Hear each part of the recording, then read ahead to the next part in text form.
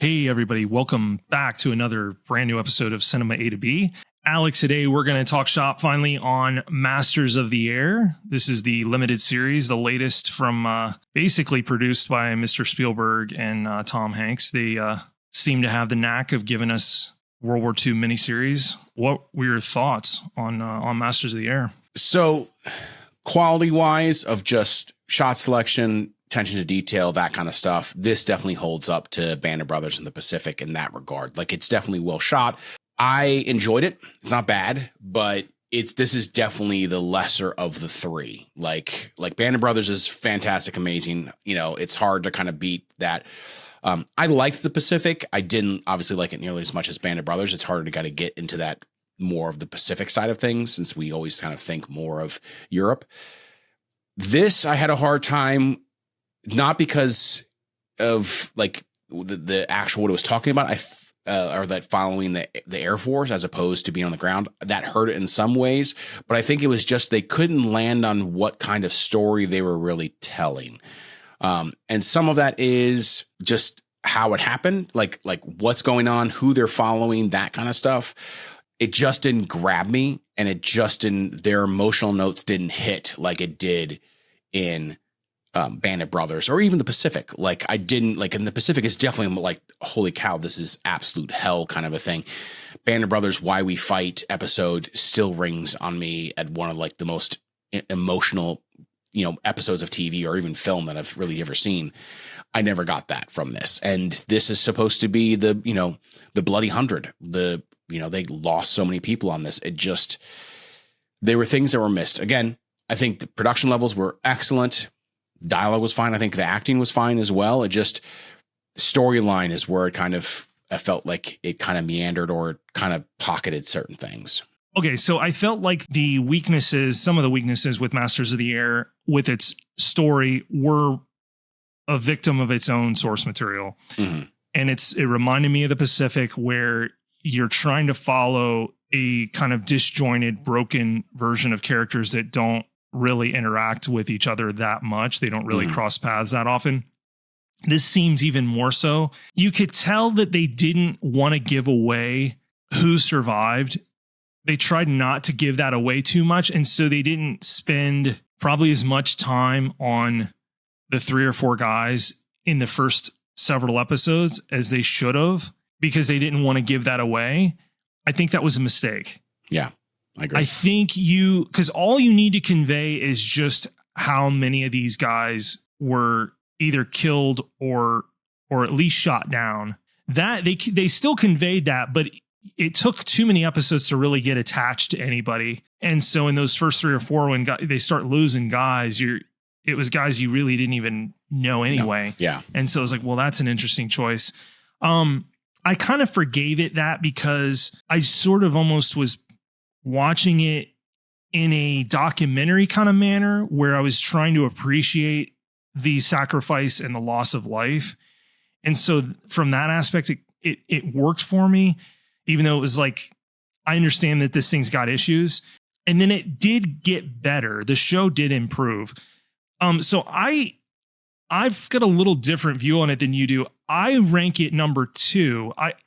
I think as a whole, it resonated more with me than the Pacific did. I think the Pacific for me has got isolated episodes that are, I think, probably episode 4 or 5 when they take the airfield. Mm-hmm. In the Pacific, there's not a single episode in Masters of the Air that's like better than that.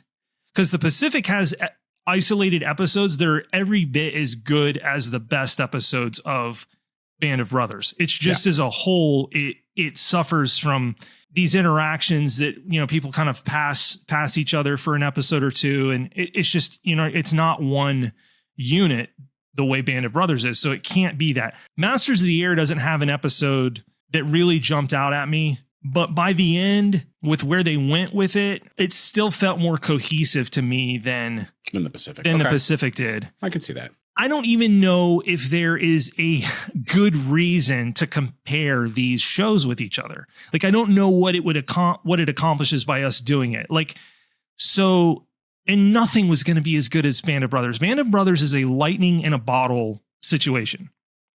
Like, I've come to realize that.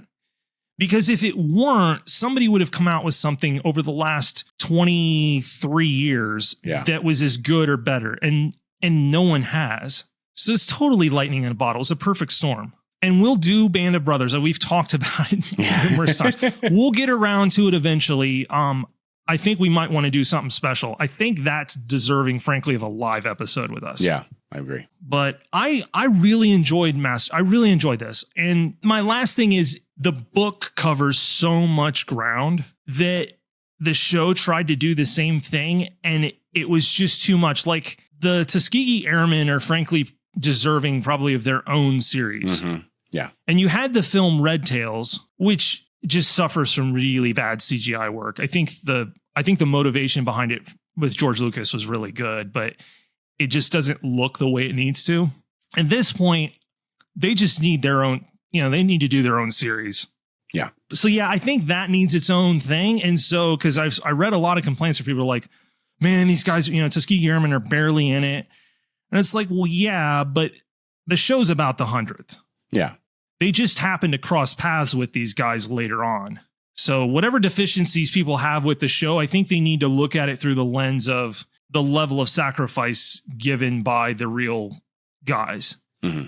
And that wasn't, by the way, I got super pissed off going on to IMDb after episode 1 or 2 and people leaving like 7-paragraph reviews on a show that was 2 episodes in on how much they hated it. And people do this all the time. There's reviews right now, people leaving reviews on Fallout that have only watched the first 2 episodes. Yeah. I don't know what it is in our culture that gets people to write reviews for stuff that they've not finished. What is that? Anyway, I digress. It's to get attention or to drive people to whatever. I mean, like there's the daily reviews of after each episode, let's dive in and talk about it, or let's review this episode. It's like, I mean, this is one of the things where I like what we do is so like we can see the series or the season as a whole that we could talk about, so we can go from beginning to end. Yeah, I don't mind people episode reviewing, but that's not what was happening with Masters of the Air on IMDb. These were series reviews, and they'd watched 1 episode. Oh yeah, that's not on how bad the show was, and they were giving it like a 4 out of 10. That's disgusting. But going back, so like, I agree. I think they need to spend more time with Buck and Bucky, and oh my goodness, Crosby.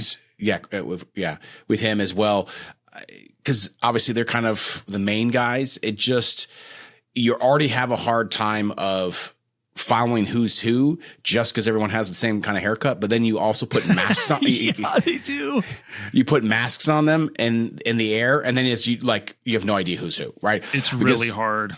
I remember like it took me at least 2 or 3 watches to really point out like, oh, in like Band of Brothers or like Black Hawk Down of who's who sometimes, where I was just like, well, you got a shaved head and you've got a shaved head. So you're a shaved head guy number 1 and you're 2. Oh, wait, were you 1 or were you 2? Anyways, mix them all up. But you have a lot of that. So it's hard to kind of dive in, and then they don't really spend that much more time on anyone until like Rosie, and Rosie kind of just entered really abruptly as well. Like even Laura was talking about it. She's just like, I really like him, but he felt abrupt. Like it took me a second to feel like, oh, he's a replacement. And like they didn't really build that in. It was almost like he's a side character. Then, oh no, now he's suddenly the main character. Main character. Yeah. And it's kind of clunky in places. Yeah. Yeah. So again, this is what I'm talking about. It's not so much of again, I'm nitpicking this. I really did enjoy it overall. I thought it was still really good. There were some things I was like, I couldn't do better. Like there were moments in it, how spoiler we want to be, but just go whatever your gut is telling you. So it's fine.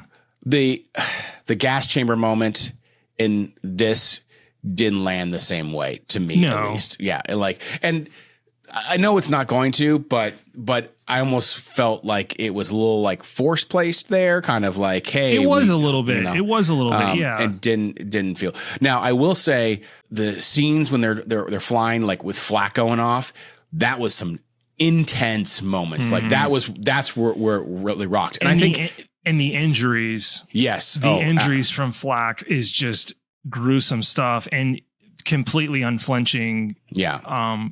Yeah, there are some really tough moments in this show that I am glad that it has. It needed, and it gets to those early on. you get your full dose of just how harrowing this is. Because people just don't realize, like, in your brain, you would think, oh, they're, I don't know what their flight altitudes are. It was high enough they needed oxygen. I was 20,000 feet, 25,000 feet. And you're in this big bomber, state of the art at the time. Yeah.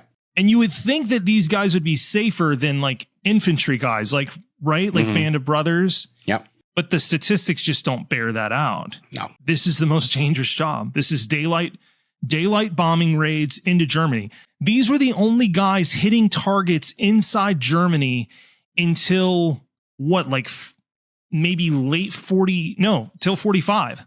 Yeah. This was it. There's no boots on the ground. Nope. So for 3 years, basically, the only way you can hit targets is by flying over.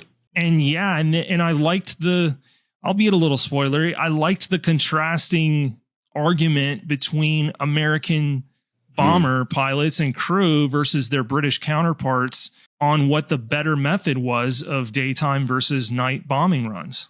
And they were both, one wasn't right and the other wrong. They're just different. Like, they both had to be done. And the British just didn't have the men to do what we did. Do daytime bombing runs. It wasn't that Americans were better. It was just for the sake of preserving your Air Force. Like, it made no sense for the RAF to be doing daytime runs. Like, it just, we were fortunate, or the US was fortunate, that they had the industry and the men that knew they were going to go. Eventually they start figuring out that they're just getting sent to their doom. Like, it's, well, and that was okay. That's a point that I wish they had hit harder, because it was easily missed, and I missed it until I went back and kind of watched it after reading something. But the fact took them a while, where it told them, like, hey, our purpose is not so much to bomb these sites as it is to engage the Luftwaffe and basically tear down their numbers. Like, we're more interested in sending you out there to draw the Luftwaffe out so we can blow them up, as opposed to actually bombing whatever site you're planning on bombing. And so, like, well, yes and no.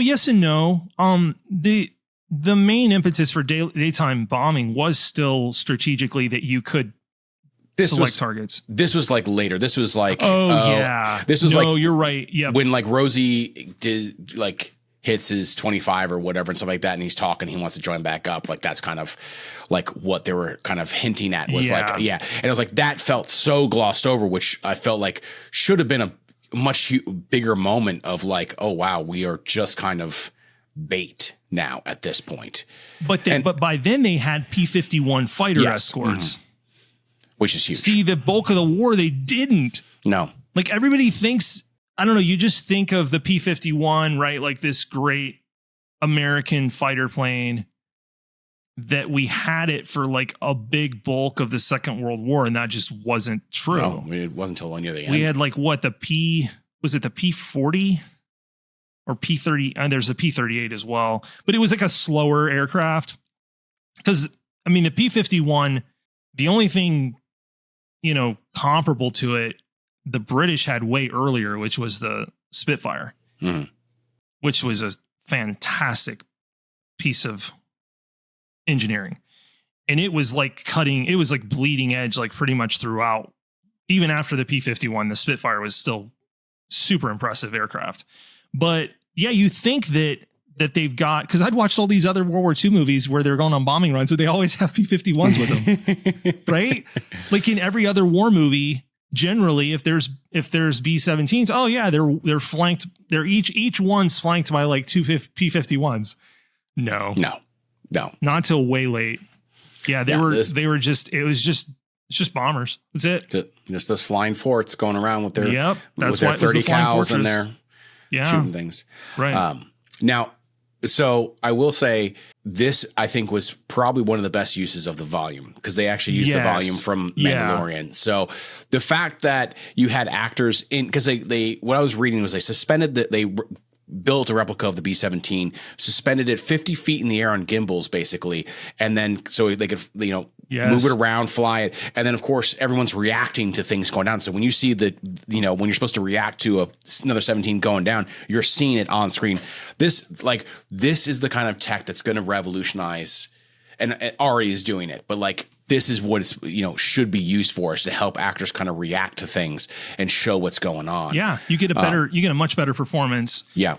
I thought everything inside the aircraft where they were doing that, were shooting with the volume and like you said, that gimbal, yeah. I thought all that stuff looked really, really good. Yeah.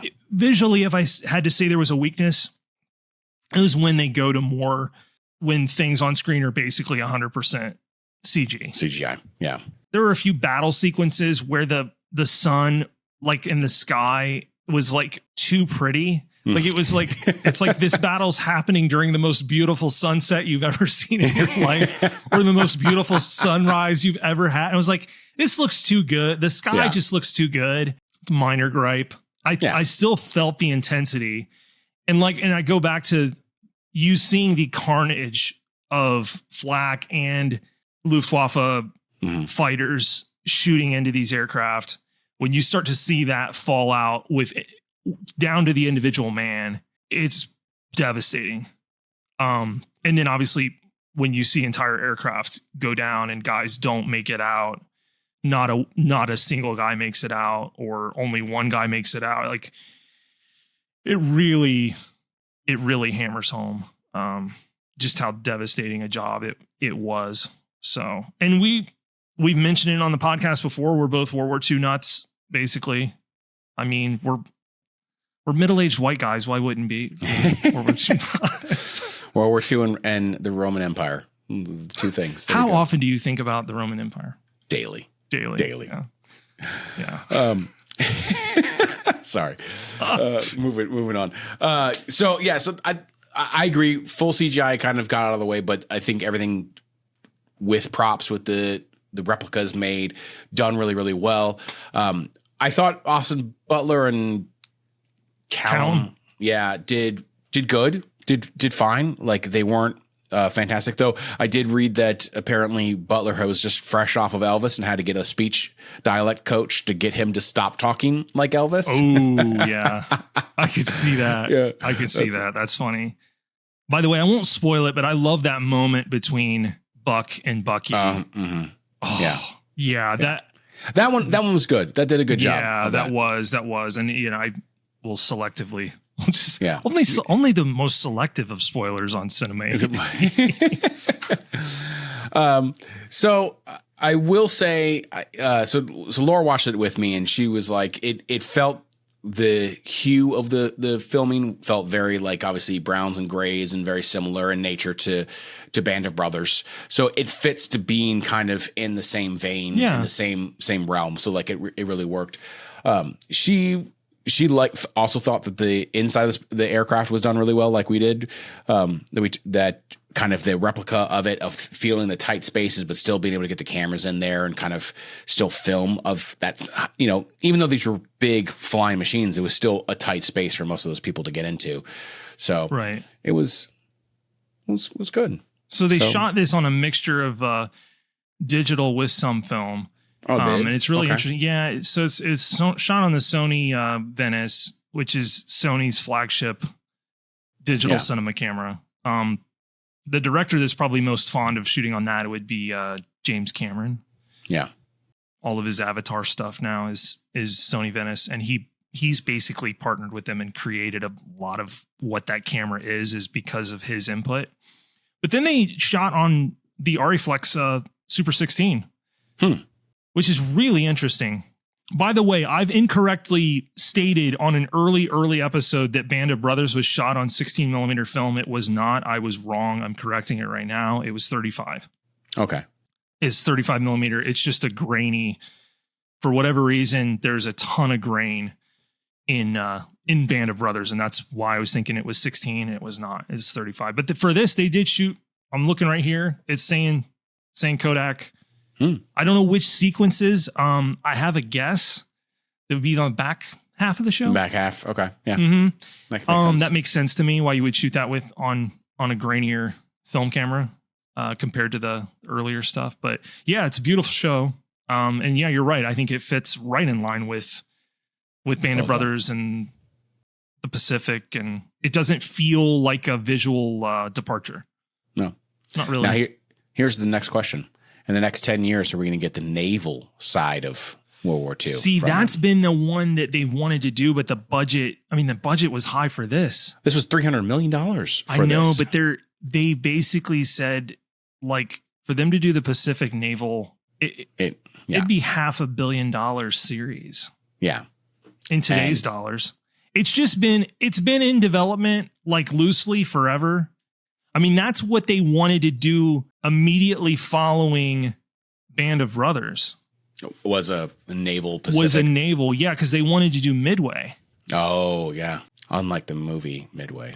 Yeah, which is, for the time, is good, but not really. No. Oh, I'm talking the one that just came out like. Oh no, I was talking about the original. Sorry, no, I'm talking the one that just came out like 4 years ago. Oh yeah, no, like I'm talking about the '76 Heston Fonda film. No, That's a much better movie. Yeah, than the one that came out. Anyways. Yeah. So I will say I was not surprised. I was both surprised and not surprised that HBO or Max passed on this and went to Apple TV Plus, because super expensive. And let's be honest, they're not exactly doing flush with money right now. So no, they couldn't handle a production this size anymore. You're not going to see HBO doing the big, or Max. You're not going to see them doing the big series anymore. They can't stomach it. Do it. So no. And there may not be another studio that would handle this again for a decade plus. So yeah. So yeah, I mean, you might eventually see something like that, but I don't know. Because if you look at the way audiences are aging, I hate to say this, we're basically aging out of World War II content being like bankable. Yeah. I don't know. But maybe somebody will just type in an AI prompt. Battle of Midway movie. That's what we get. Yeah. And then everybody's got, 7 fingers and 2 thumbs. Yeah. And things just get weird, but that makes me laugh. You talking about Butler getting rid of to get rid of the Elvis accent.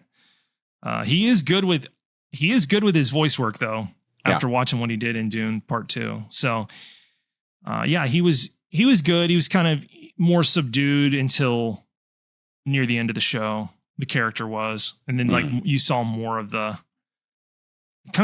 cracks in the armor, I guess. I mean, and some of that was planned. I mean, I think some of that was actually real to the person too, of just, And I won't spoil it, but I mean the whole back half, like the last 3 or 4 episodes, basically cross over with one of my favorite World War II movies ever, which I won't mention. It just stars Steve McQueen. Yeah. Involves a motorcycle. And so I thought that was fun. I was like, that's cool.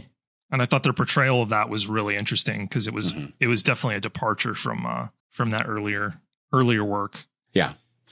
It was definitely, again, one of the different themes that kind of happened. It was the obviously the aerial drama was kind of that side of things. There was the whole home front stuff with Crosby and his little side piece kind of a thing, which was interesting as well. Like that was when I was like, I feel like this could have not been part of it. And I think the show would have been fine without it and didn't need that, but it also kind of helped see the cracks in his armor and his issues. And I think it was faithful to what was actually occurring.